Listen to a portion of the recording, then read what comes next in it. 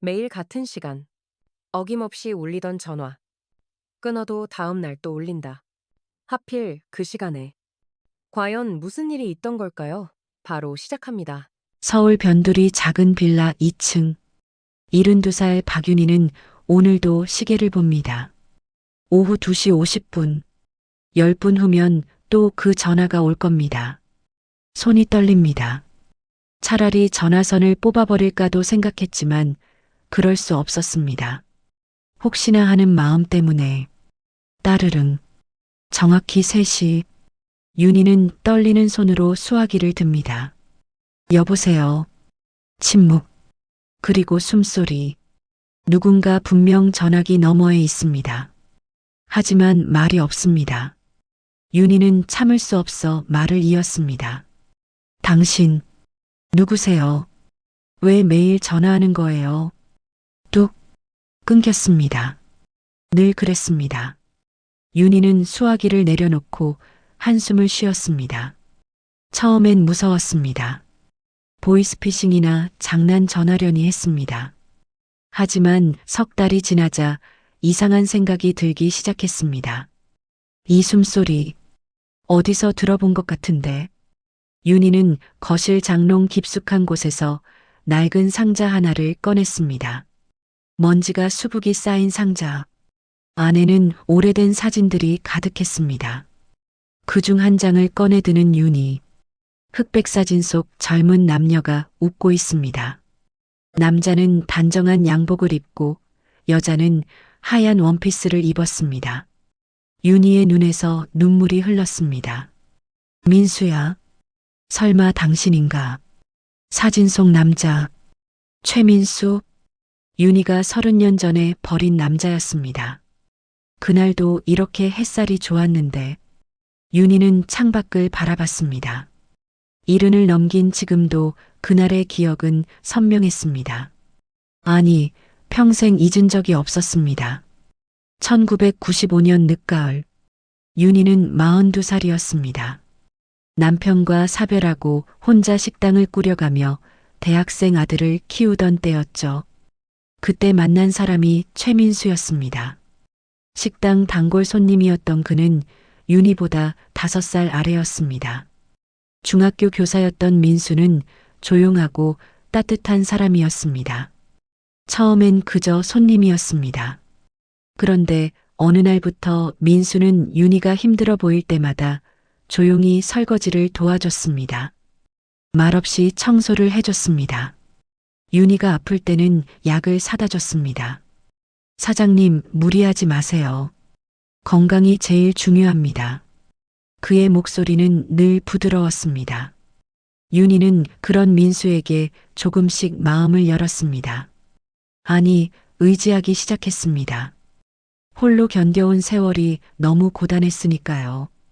어느 봄날 민수가 고백했습니다. 윤희 씨, 저와 함께하면 안 될까요? 제가 평생 아껴드리겠습니다. 윤희는 흔들렸습니다. 하지만 두려웠습니다. 재혼이라는 것도 나이 차이도 무엇보다 아들의 반응이 두려웠습니다. 당시 대학교 3학년이던 아들 준호는 어머니가 혼자 사는 걸 당연하게 여기고 있었습니다. 하지만 여러분, 윤희가 정말 두려워한 건 따로 있었습니다. 그게 뭐였을까요? 시간은 흘러 여름이 됐습니다. 윤희와 민수의 관계는 깊어졌고 결국 윤희는 결심했습니다. 다시 한번 사랑하며 살아보겠다고. 민수에게 그 말을 전했을 때 그의 얼굴에 환한 미소가 번졌습니다. 정말요?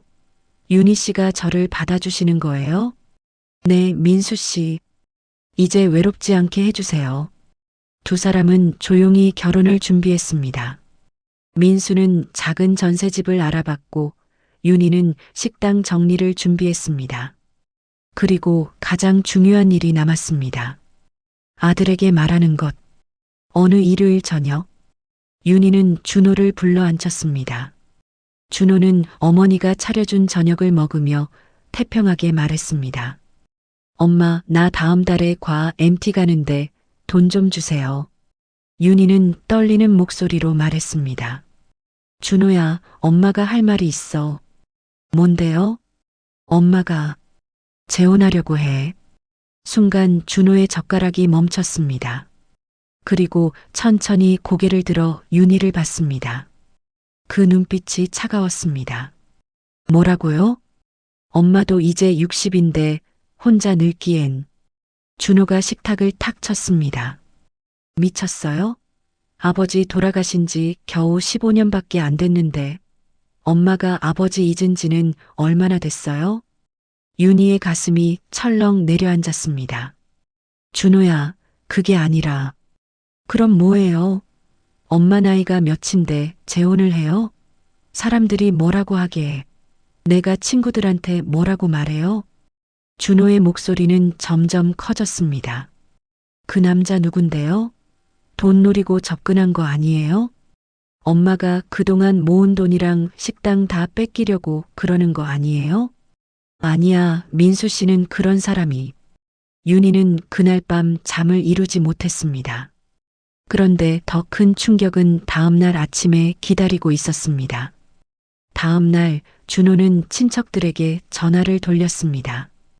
윤희의 동생들, 신우이, 조카들까지 모두가 윤희에게 전화를 걸어왔습니다. 언니, 정신 차려. 그 나이에 무슨 재혼이야. 창피하게.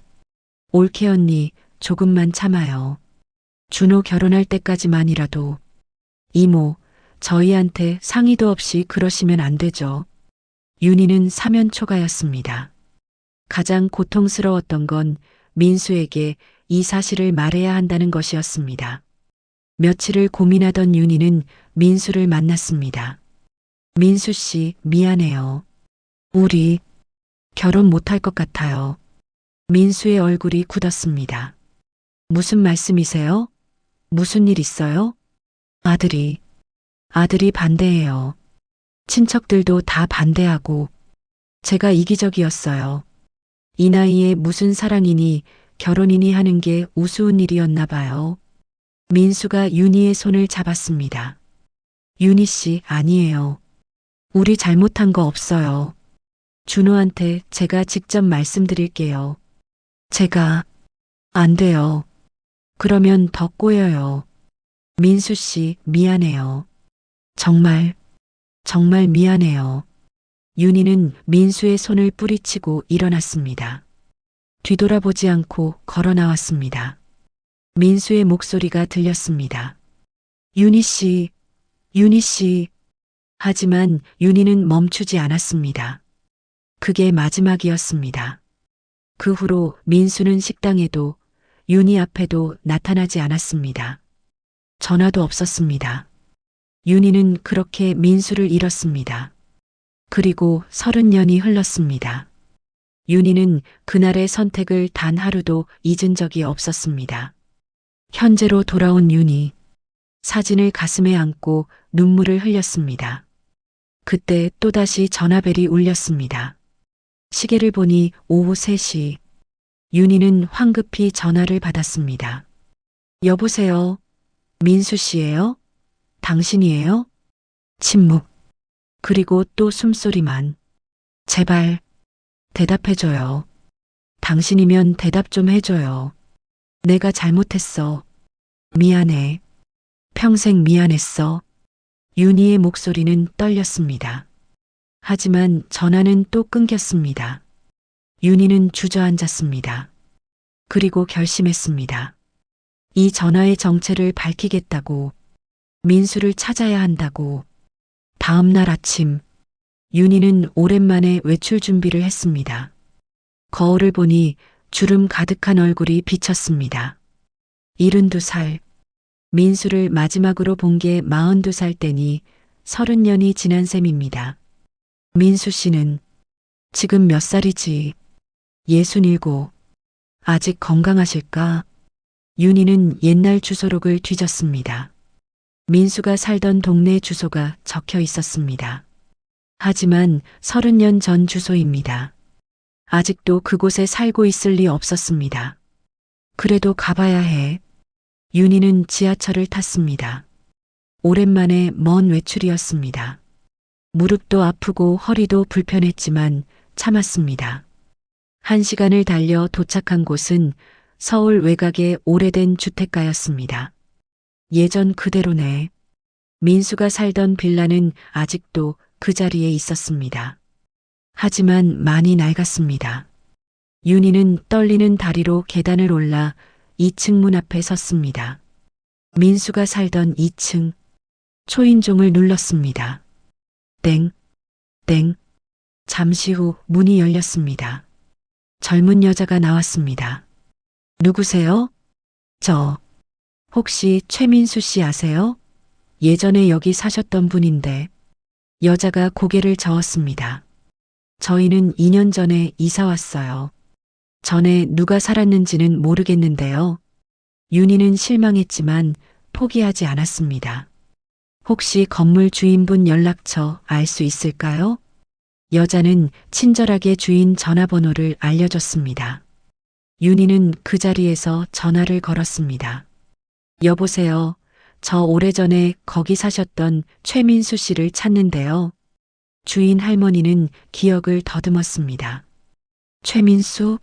아, 그 선생님. 참 좋은 분이었는데.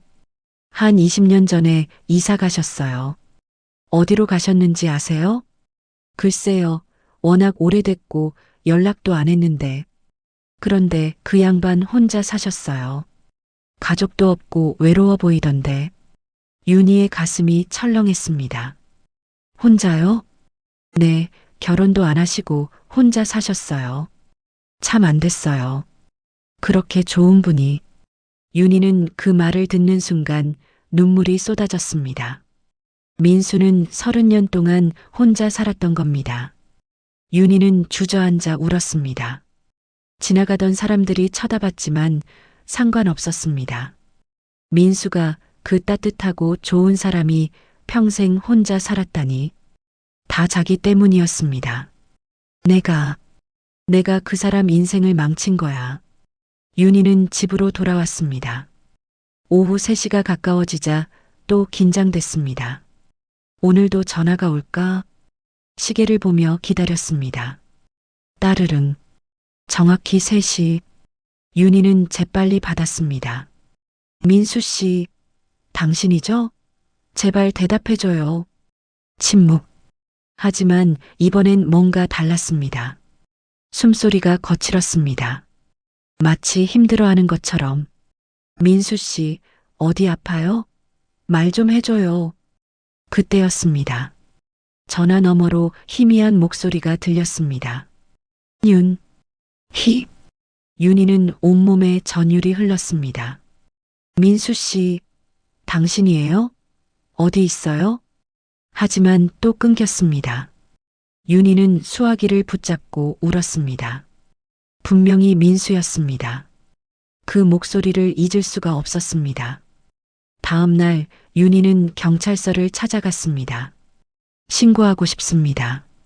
매일 같은 시간에 전화가 와요. 경찰은 피곤한 표정으로 물었습니다. 협박 전화인가요? 아니요, 그냥 말없이 끊어요. 그럼 장난 전화 아닐까요? 전화 안 받으시면 돼요. 윤희는 답답했습니다. 그게 아니라 발신 번호 좀 추적해 주실 수 없나요? 제 아는 사람인 것 같은데 연락이 안 돼서요. 경찰은 한숨을 쉬었습니다. 할머니, 발신 번호 추적은 범죄가 의심될 때만 가능합니다. 지금은 그냥 장난 전화 같은데요. 윤희는 설득했지만 소용없었습니다. 경찰서를 나오는 윤희의 발걸음은 무거웠습니다. 그날 밤 윤희에게 예상치 못한 방문객이 찾아왔습니다. 초인종이 울렸습니다. 밤 8시. 누가 이 시간에 찾아올까? 윤희가 문을 열자 아들 준호가 서 있었습니다. 엄마. 준호는 50을 바라보는 나이가 됐습니다. 머리엔 흰머리가 섞였고 배도 나왔습니다. 대기업 부장으로 일하며 바쁘게 사는 아들. 1년에 명절 때나 한 번 보는 아들이었습니다. 준호야, 무슨 일이야? 엄마, 들어가도 돼요? 두 사람은 거실에 마주 앉았습니다. 준호는 커피를 한 모금 마시고 말했습니다. 엄마, 요즘 어디 편찮으세요? 아니, 괜찮은데. 그럼 왜 경찰서까지 가셨어요? 윤희는 놀랐습니다. 내가 그걸 어떻게 알아? 동네 아는 분이 봤대요. 엄마가 경찰서에서 나오는 거 무슨 일 있어요? 윤희는 잠시 망설이다 말했습니다. 아무것도 아니야. 그냥 장난 전화 때문에. 장난 전화요? 무슨 전화인데요? 그냥 말없이 끊는 전화야. 신경 쓰지 마. 준호의 얼굴이 굳었습니다. 엄마, 보이스피싱 아니에요? 요즘 노인들 타겟으로 전화 사기 많다던데. 엄마 통장이랑 카드 다 확인해 봐야겠어요. 아니야, 그런 거 아니야. 그럼 뭔데요? 왜 경찰서까지 가신 거예요? 윤희는 더 이상 숨길 수 없었습니다. 준호야, 사실은 민수 씨 전화인 것 같아. 준호의 눈이 커졌습니다. 누구요? 최민수? 그 사람이 왜 지금 전화를 해요? 모르겠어. 하지만 목소리를 들었어. 분명히 민수 씨였어. 준호의 표정이 순식간에 차갑게 변했습니다. 그리고 내뱉은 말은 윤희의 가슴을 칼로 찌르는 것 같았습니다. 엄마, 정신 차리세요. 그 사람이 지금 뭐하러 전화를 해요? 30년 전 일 아직도 못 잊으세요? 준호야, 엄마 나이가 몇인데요? 70이 넘었잖아요. 이제 그런 거 생각할 나이도 아니고 그때 일은 다 끝난 거예요. 윤희의 눈에서 눈물이 흘렀습니다. 나도 알아. 하지만 민수 씨가 평생 혼자 살았대. 다 나 때문에. 그게 엄마 책임은 아니잖아요. 그 사람이 재혼 안 한 건 그 사람 선택이고. 아니야. 내가 그 사람 평생을 망쳤어. 준호가 한숨을 쉬었습니다. 엄마, 그만해요. 그리고 그 전화 보이스피싱 맞아요. 노인들 심리 이용해서 옛날 사람 흉내 내는 거예요. 속지 마세요. 준호는 그렇게 말하고 일어났습니다. 저 내일 출장 가야 돼서요. 엄마, 이상한 전화 오면 무조건 끊으세요. 알았죠? 준호는 그렇게 가버렸습니다. 윤희는 혼자 남아 울었습니다. 30년 전에도 지금도 준호는 변하지 않았습니다. 며칠이 지났습니다. 전화는 여전히 매일 오후 3시에 왔습니다. 윤희는 매번 받았지만 민수의 목소리는 다시 들리지 않았습니다. 그저 침묵과 숨소리만. 윤희는 잠을 이루지 못했습니다. 밥맛도 없었습니다. 거울을 보니 더 늙어 보였습니다. 이러다 죽겠구나 싶었습니다. 민수를 만나지 못하고 죽으면 평생 후회하며 죽는 거구나. 그때였습니다. 윤희는 문득 한 사람이 떠올랐습니다. 민수의 친구였던 강 선생님. 같은 학교에서 근무하던 수학 교사였습니다. 30년 전 윤희가 민수와 만날 때 몇 번 본 적이 있었습니다. 강 선생님이라면 민수 씨 소식을 알지 않을까?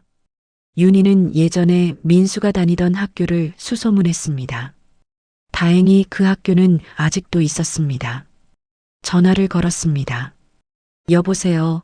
저 오래전에 거기 계셨던 강 선생님 연락처 알 수 있을까요? 행정실 직원은 친절했습니다.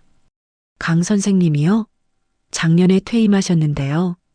잠시만요. 잠시 후 강 선생님의 전화번호를 알려줬습니다. 윤희는 떨리는 손으로 전화를 걸었습니다. 여보세요. 낮고 굵은 남자 목소리가 들렸습니다. 선생님, 저 박윤희라고 합니다. 혹시 기억하세요? 잠시 침묵이 흘렀습니다. 박윤희? 아, 민수 형님이랑 알던 그 윤희 씨? 네, 맞아요. 강 선생님의 목소리가 차갑게 변했습니다. 무슨 일이세요? 왜 지금 전화하신 거죠?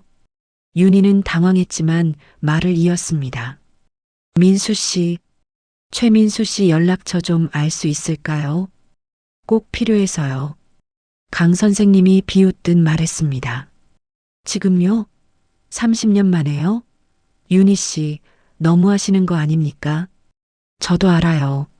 하지만 제발, 민수 씨 어디 계신지만이라도 알려주세요. 강 선생님은 한숨을 쉬었습니다. 그리고 다음에 나온 말은 윤희의 세상을 무너뜨렸습니다. 민수 형님, 돌아가셨습니다. 윤희의 머릿속이 하얘졌습니다. 뭐라고요? 2년 전에 돌아가셨어요. 암이었습니다. 윤희는 말을 잇지 못했습니다. 민수가 죽었다고?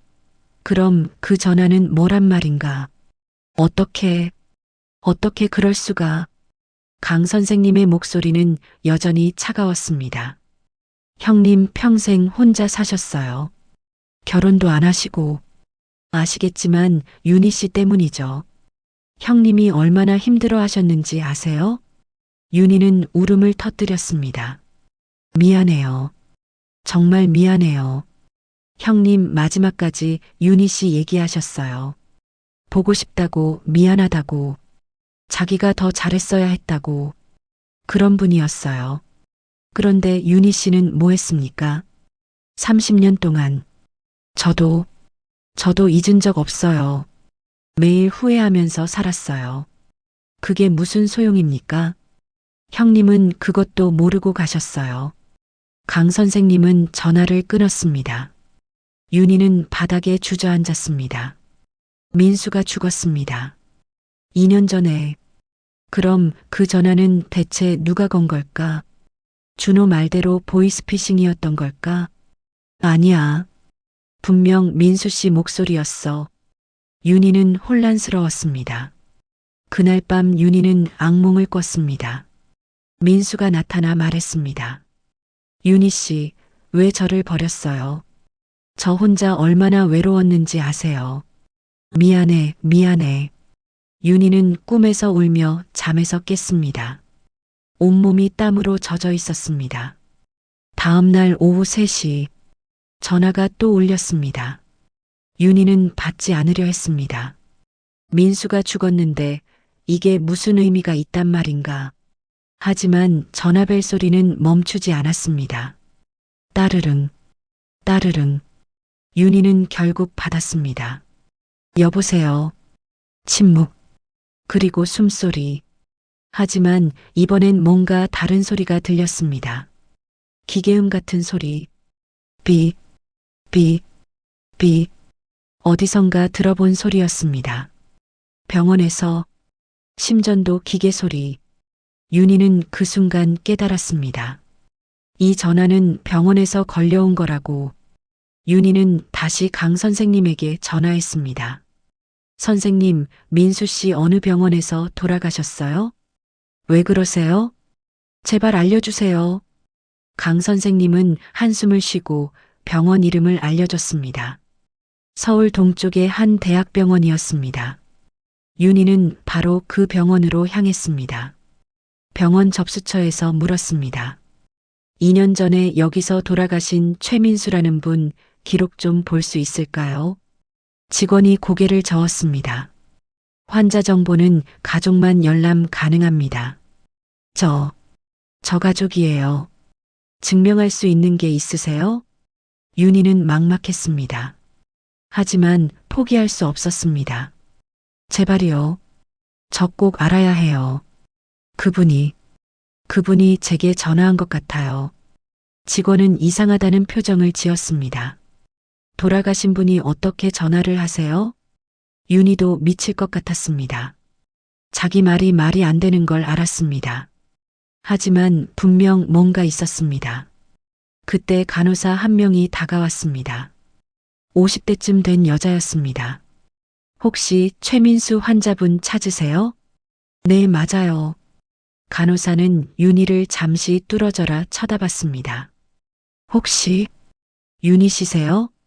윤희는 깜짝 놀랐습니다. 어떻게 제 이름을 아세요? 간호사가 조용히 말했습니다. 저기, 잠깐 따라오시겠어요? 말씀드릴 게 있어요. 간호사는 윤희를 병원 구석의 조용한 휴게실로 데려갔습니다. 커피 자판기 앞에 두 사람이 마주 앉았습니다. 간호사는 한숨을 쉬며 말을 시작했습니다. 제가 최민수 환자분 담당 간호사였어요.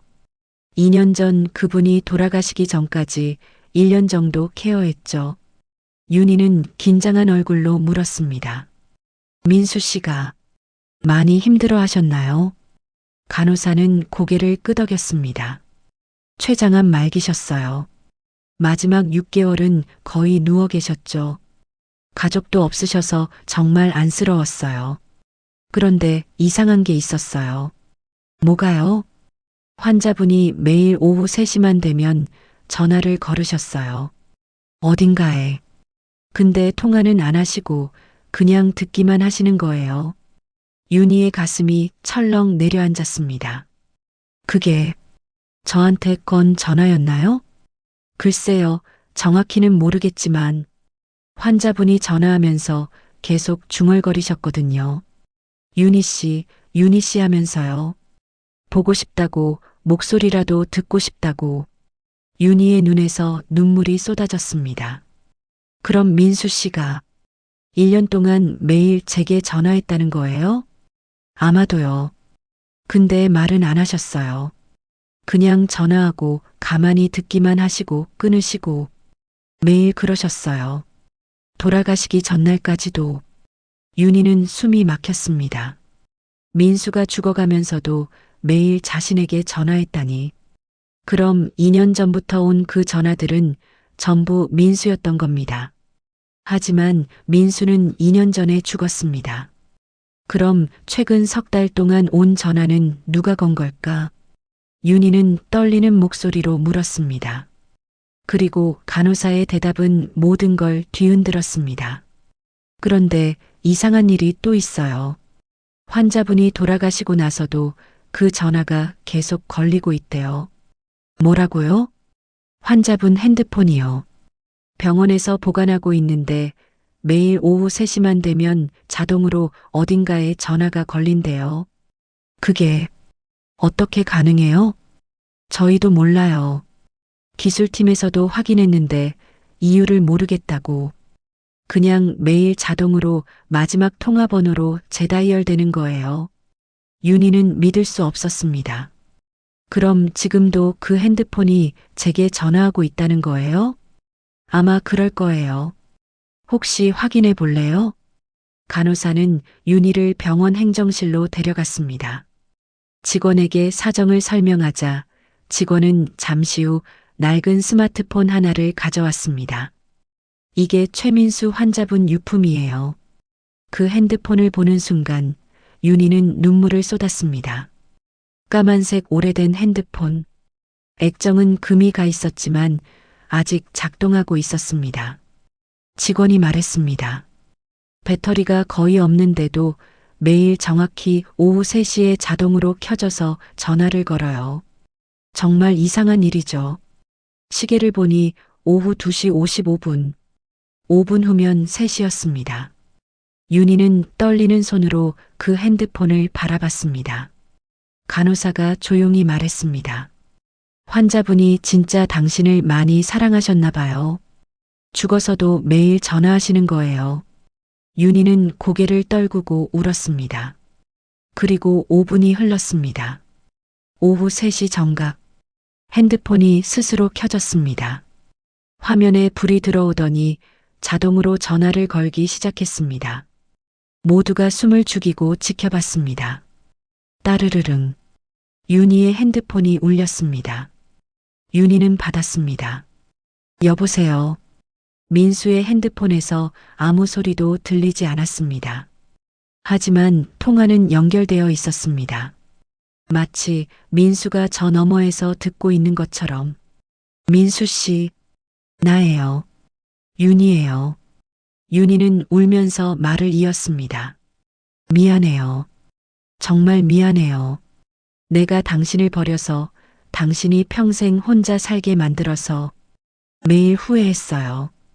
단 하루도 당신을 잊은 적 없어요. 핸드폰은 여전히 침묵했습니다. 내가 겁쟁이였어요. 아들이 주변 사람들이 뭐라고 할까봐 무서워서 당신을 선택하지 못했어요. 하지만 그게 내 인생 최대의 실수였어요. 당신과 함께 했으면 행복했을 텐데. 윤희의 목소리는 떨렸습니다. 보고 싶어요. 너무 보고 싶어요. 이제라도 만나고 싶어요. 그때였습니다. 핸드폰에서 희미하게 소리가 들렸습니다. 기계음이었지만 마치 사람의 숨소리 같았습니다. 그리고 전화가 끊겼습니다. 민수의 핸드폰 배터리가 완전히 방전된 것입니다. 간호사가 말했습니다. 드디어 꺼졌네요. 이제 더 이상 전화는 안 올 거예요. 윤희는 바닥에 주저앉아 울었습니다. 민수와의 마지막 연결고리마저 끊긴 것입니다. 간호사가 윤희의 어깨를 두드렸습니다. 환자분은 이제 편히 쉬실 거예요. 당신 목소리 듣고 싶어서 그렇게 버티셨던 거니까요. 윤희는 민수의 핸드폰을 가슴에 안았습니다. 이거 제가 가져가도 될까요? 직원이 고개를 끄덕였습니다. 유족이 없으니까요. 가져가세요. 윤희는 민수의 핸드폰을 품에 안고 병원을 나왔습니다. 하늘을 보니 구름 사이로 햇살이 비쳤습니다. 민수가 저 하늘 어딘가에서 자신을 보고 있을까요? 집으로 돌아온 윤희. 민수의 핸드폰을 책상 위에 조심스럽게 올려놓았습니다. 충전기를 연결했지만 너무 오래된 기종이라 충전이 안 됐습니다. 윤희는 그것도 운명이라 생각했습니다. 민수와의 인연도 이렇게 끝나는 걸까요? 밤이 깊어갔습니다. 윤희는 잠들지 못하고 민수를 생각했습니다. 30년 전 그 따뜻했던 미소, 부드러웠던 목소리, 자신을 아껴주던 손길, 모든 게 선명했습니다. 다음 날 아침, 윤희는 결심했습니다. 민수의 무덤을 찾아가기로. 강 선생님에게 다시 전화했습니다. 선생님, 민수 씨 묘지가 어디에 있나요? 강 선생님은 한숨을 쉬었습니다. 화장하셔서 납골당에 계세요. 서울 근교 공원묘지인데 위치를 알려주시겠어요? 강 선생님은 잠시 망설이다 위치를 알려줬습니다. 그리고 덧붙였습니다. 윤희 씨, 형님 좀 편히 쉬게 해드리세요. 네, 알겠습니다. 윤희는 다음날 공원묘지로 향했습니다. 1시간을 버스를 타고 가니 조용한 산자락에 묘지가 나타났습니다. 납골당 안으로 들어가 민수의 이름을 찾았습니다. 최민수, 1953년생, 2023년 사망. 작은 사진 속 민수는 환하게 웃고 있었습니다. 윤희가 기억하는 그 미소 그대로였습니다. 윤희는 그 앞에 무릎을 꿇었습니다. 민수 씨, 나왔어요. 눈물이 쏟아졌습니다. 미안해요. 너무 늦게 왔죠. 당신이 살아계실 때 왔어야 했는데 용기가 없었어요. 당신을 버린 내가 어떻게 다시 당신 앞에 서요. 윤희는 가방에서 오래된 사진 한 장을 꺼냈습니다. 30년 전 둘이 함께 찍은 그 사진. 이거 기억해요? 우리 처음 여행 갔을 때 찍은 거. 그때 당신이 말했죠. 평생 이 사진처럼 웃으며 살자고. 나는 그 약속 지키지 못했어요. 윤희는 사진을 민수의 위패 앞에 놓았습니다. 이제라도 돌려드릴게요. 이 사진 당신이 가지고 계세요. 그리고 저 용서해줘요. 한참을 울던 윤희. 그때 뒤에서 인기척이 났습니다. 돌아보니 강 선생님이 서 있었습니다. 윤희는 놀라서 일어났습니다. 강 선생님은 복잡한 표정으로 다가왔습니다. 역시 여기 오셨군요. 선생님. 강 선생님은 민수의 위패 앞에 무릎을 꿇고 절을 올렸습니다. 그리고 윤희에게 말했습니다. 윤희 씨, 제가 너무 차갑게 대한 것 같아서 왔습니다. 아니에요. 선생님 말씀이 다 맞아요. 강 선생님이 한숨을 쉬었습니다. 사실 형님한테서 들은 얘기가 있어요. 돌아가시기 직전에. 윤희는 긴장했습니다. 무슨 얘기요? 형님이 그러시더라고요. 자기가 윤희 씨한테 미안하다고, 더 용기 있게 싸워주지 못해서 미안하다고. 윤희는 고개를 저었습니다. 아니에요. 잘못은 제가 한 거예요. 형님 말씀이 그때 윤희 씨 아들분한테 직접 찾아갔어야 했대요. 진심을 보여줬어야 했는데 너무 쉽게 포기했다고. 윤희 씨한테 부담 주기 싫어서 물러났는데 그게 더 큰 상처가 됐다고. 윤희는 눈물을 흘렸습니다. 민수 씨가 뭘 잘못한 게 있어요. 다 제 잘못이에요. 강 선생님이 말을 이었습니다. 그리고 형님이 마지막으로 하신 말씀이 있어요. 윤희 씨한테 꼭 전해달라고. 뭐라고 하셨는데요? 고맙다고. 비록 짧았지만 윤희 씨와 함께한 시간이 인생에서 가장 행복했다고. 그 기억만으로도 충분히 살만한 인생이었다고. 윤희는 참았던 울음을 터뜨렸습니다.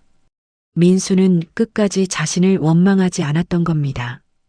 오히려 고마워했던 거죠. 강 선생님이 품에서 편지 한 통을 꺼냈습니다. 이거요, 형님이 돌아가시기 전에 써두신 건데요. 윤희 씨한테 언젠가 전해달라고 하셨어요. 제가 윤희 씨 연락처를 몰라서 못 드렸는데 이렇게 만나게 되니 드리는 겁니다. 윤희는 떨리는 손으로 편지를 받았습니다. 봉투에 또박또박 윤희 씨에게라고 적혀 있었습니다. 민수의 글씨였습니다. 지금 읽어도 될까요? 그러세요. 윤희는 조심스럽게 봉투를 뜯었습니다. 안에는 편지지 3장이 들어 있었습니다. 손으로 쓴 글씨들이 삐뚤빨뚤했습니다. 아팠을 텐데 힘들게 쓴 글씨였습니다. 윤희 씨에게. 이 편지를 읽고 계시다면 저는 아마 이미 떠났겠죠. 윤희 씨한테 미안한 게 많습니다. 좀 더 용기 있게, 좀 더 끈기 있게 윤희 씨를 지켜드렸어야 했는데 그러지 못했습니다. 윤희 씨가 저를 떠난 그날 저는 사실 알고 있었습니다. 윤희 씨가 얼마나 힘들어하는지, 얼마나 괴로운지. 그래서 더 놓아드렸어야 한다고 생각했습니다. 윤희 씨를 괴롭게 하고 싶지 않았으니까요. 하지만 후회됩니다. 그때 포기하지 말고 끝까지 싸웠어야 했습니다. 윤희 씨 아들분한테 진심을 보여드렸어야 했습니다. 저희가 얼마나 진지한지, 얼마나 서로를 아끼는지 보여드렸어야 했는데 말이죠. 그렇게 하지 못해서 미안합니다. 결국 윤희 씨를 혼자 남겨둔 것 같아서 미안합니다.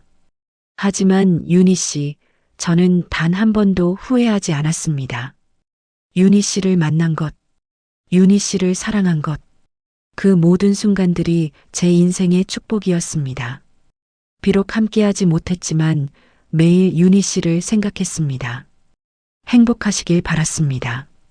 건강하시길 바랐습니다. 그리고 저를 잊고 새로운 사랑을 만나시길 바랐습니다. 제가 병원에 입원하고 나서도 매일 윤희 씨께 전화했습니다. 말은 못했지만요. 그저 윤희 씨 목소리라도 듣고 싶어서였습니다. 숨소리라도 들으면 위로가 됐습니다. 이제 저는 떠나지만 윤희 씨는 오래오래 건강하게 사세요. 그리고 행복하세요. 제발 부탁입니다. 저 때문에 슬퍼하지 마세요. 사랑합니다. 평생 사랑했습니다. 최민수 올림. 윤희는 편지를 읽고 또 읽었습니다. 민수의 마음이, 사랑이, 모든 게 그 글씨 속에 담겨 있었습니다. 편지를 다 읽은 윤희는 한참을 울었습니다. 강 선생님도 옆에서 조용히 눈물을 닦았습니다. 두 사람은 말없이 민수의 위패 앞에 앉아 있었습니다. 얼마나 시간이 흘렀을까요? 강 선생님이 조심스럽게 물었습니다. 윤희 씨, 이제 어떻게 하실 건가요? 윤희는 고개를 들었습니다. 눈은 빨갛게 부어 있었지만 표정은 한결 평온해 보였습니다. 선생님, 제가 할 일이 하나 있어요. 뭔데요? 제 아들한테 가야 해요. 강 선생님은 놀란 표정을 지었습니다. 지금요?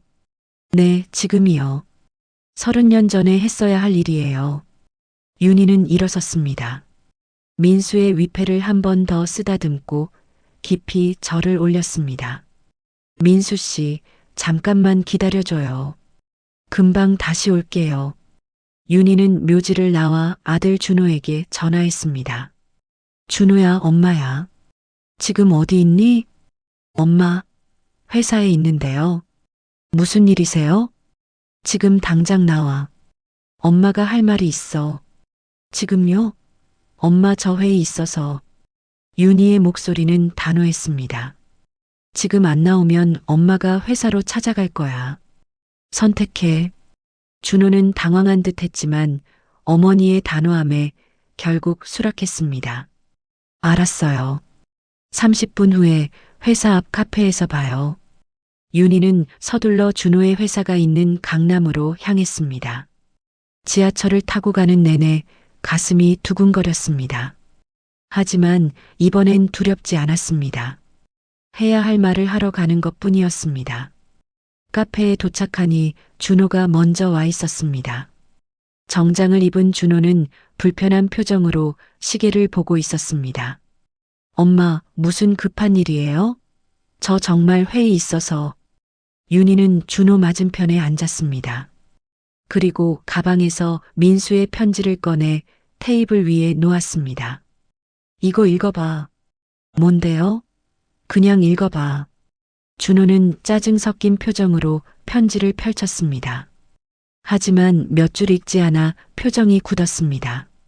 끝까지 다 읽는데 5분이 걸렸습니다. 준호는 편지를 내려놓고 윤희를 봤습니다. 이게 그 사람이 쓴 거예요? 응.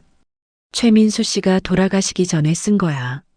준호는 입술을 깨물었습니다. 윤희는 아들을 똑바로 보며 말했습니다. 30년 동안 하지 못한 말을 이제야 하는 겁니다. 준호야, 엄마가 30년 전에 잘못했어. 내 말을 듣고 민수 씨를 포기한 거. 그게 엄마 인생 최대의 실수였어. 엄마도 사람이야. 사랑할 권리가 있고 행복할 권리가 있어.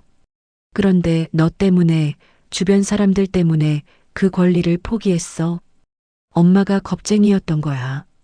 윤희의 목소리는 떨렸지만 단호했습니다. 민수 씨는 평생 혼자 살다가 암으로 돌아가셨어. 가족도 없이. 그 사람이 나한테 매일 전화한 거 알아? 죽어가면서도 매일 오후 3시에 나한테 전화했어. 말은 못하고 그냥 내 목소리 듣고 싶어서. 준호는 고개를 숙였습니다. 죽어서도 그 사람 핸드폰이 나한테 전화했어. 3달 동안. 그게 얼마나 큰 사랑인지 너 알아? 엄마, 그건 제가 몰랐어요. 넌 몰랐지. 너는 내 생각만 했으니까. 창피하다고 사람들이 뭐라고 하냐고. 근데 준호야, 그게 뭐가 중요해? 엄마가 행복한 게 중요한 거지. 남들 시선이 뭐가 중요해? 윤희는 눈물을 흘리며 말을 이었습니다. 엄마는 30년 동안 후회하면서 살았어. 매일 밤 민수 씨 생각하면서 울었어. 그 사람과 함께 했으면 얼마나 행복했을까 생각하면서. 그런데 너는 뭐 했니? 1년에 명절 때나 한번 보러 오면서 효도한다고 생각했어? 엄마.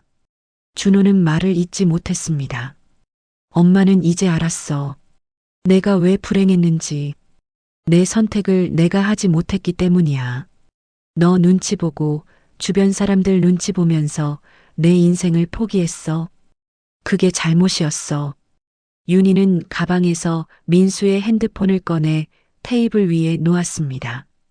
이게 민수 씨 핸드폰이야. 이제 배터리도 다 닳아서 작동하네. 그 사람과의 연결도 이제 끊긴 거야. 하지만 엄마는 후회하지 않을 거야. 이제라도 그 사람 만나러 갔으니까. 엄마가 뭘 어떻게 하시려고요? 윤희는 아들을 똑바로 봤습니다. 엄마는 이제 엄마 인생을 살 거야. 남은 인생이 얼마 안 되겠지만 그래도 후회 없이 살 거야. 내가 뭐라고 하든 세상이 뭐라고 하든 상관없어. 준호는 한참을 말없이 앉아 있었습니다. 그리고 천천히 입을 열었습니다. 엄마, 죄송해요. 윤희는 놀란 표정을 지었습니다. 준호가 사과하는 걸 처음 봤습니다. 제가 너무 이기적이었어요. 엄마 인생은 생각 안 하고 제 체면만 생각했어요. 준호의 눈에서 눈물이 흘렀습니다. 사실 저도 알고 있었어요. 엄마가 얼마나 외로운지, 얼마나 힘든지. 근데 모른 척 했어요. 그게 편했으니까. 엄마가 그냥 저 뒷바라지만 해주시면 되는 줄 알았어요. 준호는 편지를 다시 집어들었습니다. 이 편지 읽으니까 제가 엄마한테 얼마나 큰 죄를 지었는지 알겠어요. 엄마의 행복을, 사랑을 빼앗은 거잖아요. 윤희는 아들의 손을 잡았습니다. 준호야, 이제라도 알았으면 됐어. 엄마도 잘못했어. 그때 좀 더 용기를 냈어야 했는데. 아니에요. 엄마 잘못 없어요. 다 제 잘못이에요. 두 사람은 한참을 손을 잡고 울었습니다. 30년 만에 제대로 된 대화였습니다. 준호가 물었습니다. 엄마, 이제 어떻게 하실 거예요? 윤희는 미소를 지었습니다. 오랜만에 짓는 진짜 미소였습니다. 민수 씨 무덤 옆에 내 자리도 마련할 거야. 그리고 남은 시간 동안 민수 씨한테 못다한 사랑 전해줄 거야. 준호가 고개를 끄덕였습니다. 제가 도와드릴게요. 장지도 제가 알아보고 비용도 제가 부담할게요. 아니야, 그건 엄마 돈으로 할 거야. 이건 엄마 일이니까. 그래도 윤희는 아들의 손을 꼭 쥐었습니다. 내가 해줄 수 있는 건 따로 있어. 앞으로 엄마가 내리는 결정들을 존중해 주는 거야. 엄마도 내 인생을 살 권리가 있다는 걸 인정해 주는 거야. 준호는 고개를 끄덕였습니다. 알겠어요, 엄마. 약속할게요. 석 달 후, 봄이 왔습니다. 공원 묘지는 꽃들로 가득했습니다. 윤희는 민수의 위패 앞에 서서 미소 지었습니다. 옆에는 이미 마련된 자신의 자리가 있었습니다. 민수 씨, 봤어요? 내가 드디어 했어요. 준호한테 제대로 말했어요. 당신이 그렇게 하라고 했던 거. 바람이 불었습니다. 마치 민수가 대답하는 것 같았습니다. 이제 후회 없어요. 비록 늦었지만 당신 곁에 올 준비를 했어요. 언젠가 내가 가면 당신 옆에 묻힐 거예요. 그때는 영원히 함께할 수 있겠죠. 윤희는 가방에서 오래된 사진을 꺼냈습니다. 30년 전 젊었던 두 사람이 웃고 있는 사진. 그리고 새로운 사진 한 장을 더 꺼냈습니다. 요즘 찍은 자신의 사진이었습니다. 둘 다 늙었네요. 당신도 나도. 하지만 괜찮아요. 사랑은 늙지 않으니까. 윤희는 그날 처음으로 평온한 마음을 느꼈습니다.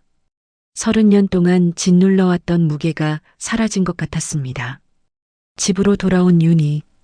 오후 3시가 가까워지자 습관적으로 전화기를 받습니다. 하지만 전화는 울리지 않았습니다. 민수의 핸드폰은 이미 영원히 꺼졌으니까요. 하지만 이상했습니다. 외롭지 않았습니다. 민수가 곁에 있는 것 같았습니다. 아니, 실제로 있었습니다. 윤희의 마음속에. 윤희는 창밖을 봤습니다. 봄 햇살이 따스했습니다.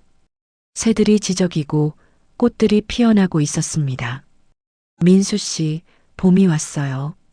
당신이 좋아하던 봄. 그날 밤, 윤희는 오랜만에 편안한 잠을 잤습니다.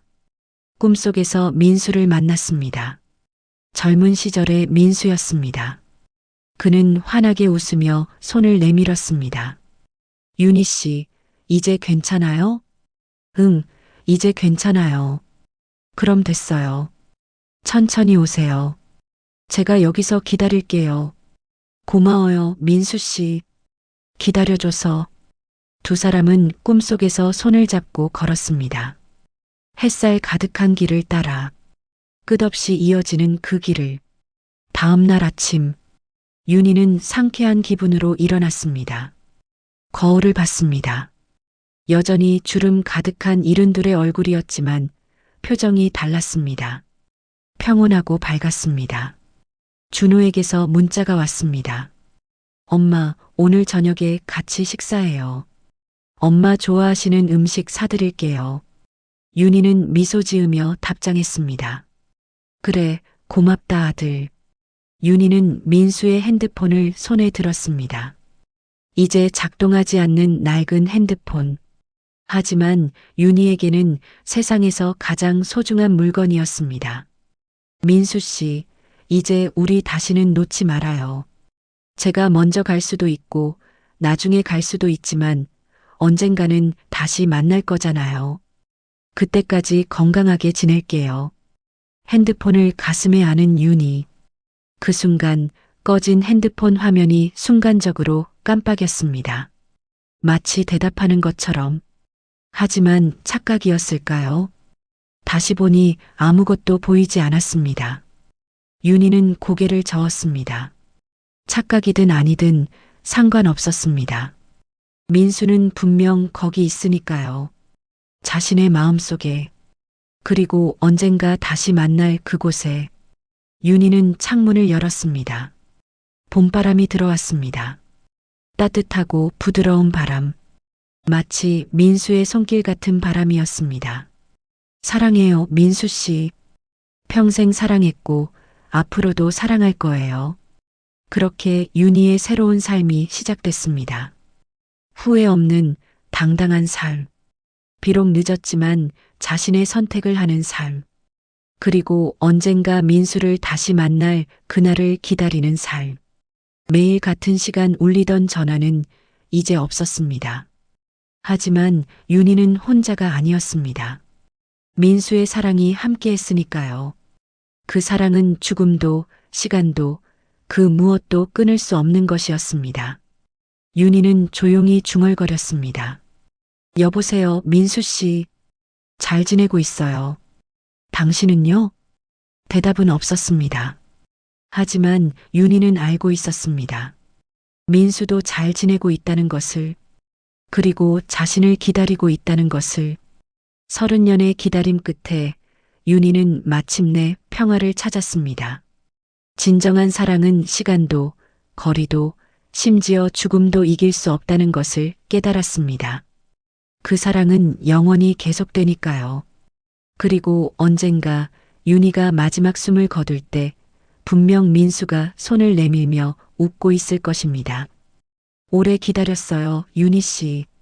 이제 함께 가요. 영원히. 그날까지 윤희는 당당하게 살 것입니다. 후회 없이 사랑하며 행복하게. 그것이 민수가 바라던 것이고 자신이 평생 원하던 것이니까요. 매일 같은 시간 울리던 전화의 정체. 그것은 단순한 전화가 아니었습니다. 죽음을 넘어선 사랑의 메시지였습니다. 잊지 않았다는, 여전히 사랑한다는, 영원히 함께하고 싶다는 메시지였습니다. 그리고 윤희는 그 메시지를 받았습니다. 늦었지만 확실하게.